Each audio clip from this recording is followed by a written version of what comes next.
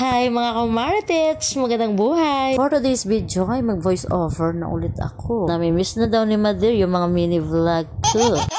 Kaya eto, bago ko nga i-delete ay inedit ko na nga. Ang totoo ay marami na nga pong nagtatanong bakit daw di na ako nagmi-mini vlog. Ang sabi ko naman sa kanila marami nga akong inaayos sa sarili ko. Charot! Kaya eto, para nga masya na si Gandalita, si Nanay D. Ayan, inedit ko na nga bago ko nga burahin. Sayang naman rago. Ay no ko, mahirap din pala kapag ikaw yung libangan ng nanay mo. Inagahan nga namin ang pagpunta namin sa Buffet 101 para nga makarami kami. Charot! Habang naghihintay nga kami dito sa labas, nag-selfie nga muna ang mga person. Dito nga pala kami sa SM Clark Buffet 101 kumain. Pagpasok mo pa lang ay makikita mo talaga ang ambience. Napakaganda talaga dito sa loob. Ilang saglit lang pagkaupo, kumuha na nga itong mga person ng kakainin.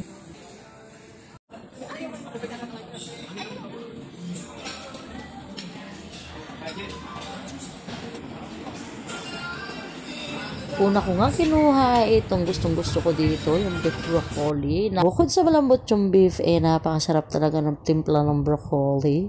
Dinagdagan ko na nga yung kinuha ko kasi ayoko ng patayo-tayo kapag kumakain sa buffet.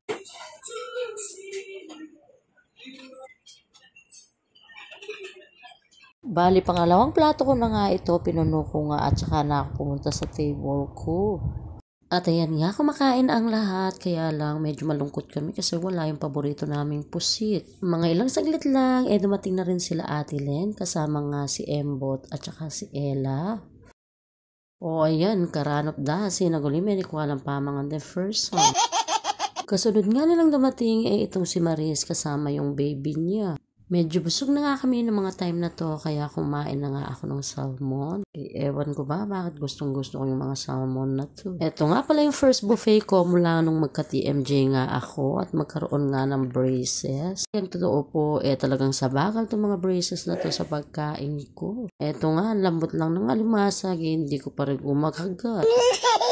Actually, kung pwede lang talaga, ayoko nang naka-brace. Bukod sa hindi ko nga bagay, nahirap nga akong kumain. Kaya lang, kailangan nga dahil nga nagkaroon nga ako ng TMJ.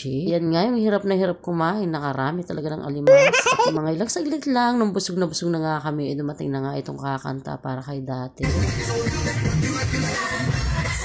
Katapos nga noon, tinabihan nga ako ni Blazy, mag-selfie daw kami. Hindi na nga rin kami nagtagal nito pagkatapos nga lumabas na nga kami at umakyat dito sa skyline. Napakaganda nga dito sa taas kaya pag nag-video ka o nag-picture ka, ang Instagrammable talaga. Ay kanina nga paakyat kami, talagang nagdadalawang isip ako kung aakyat ako. Sobrang haba nga kasi nung hagdan. Pero ayan, kahit nagdalawang isip ako, tuloy-tuloy pa rin sa pag-video ang first song. Fast forward na nga natin nung mag-enjoy na nga ang mga bata at ang mga isip bata sa view, bumaba na nga rin kami. Pagbaba nga namin, itong si Ate Sek ay dinala nga kami dito sa SB. Thank you, Datex, sa masarap na Starbucks. Tatanong naman ako sa Starbucks na to tuwing pupunta kami. Napakahaba ng pila. Orogo, ayan, after 2 years, nakuha na rin namin yung order namin. At pagkatapos nga, umuwi na nga din kami. O siya, hanggang dito na lang. Thank you for watching. Bye-bye!